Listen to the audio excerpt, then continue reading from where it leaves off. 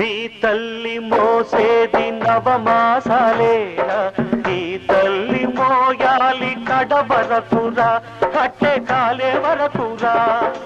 ఆ రుణం తల కొరివితో తీరేనురా, ఈ రుణం ఏ రూపాన తీరేదిరా. ఆ రూపమే ఈ జవానురా, త్యాగానికి మరో రూపు నువ్వురా.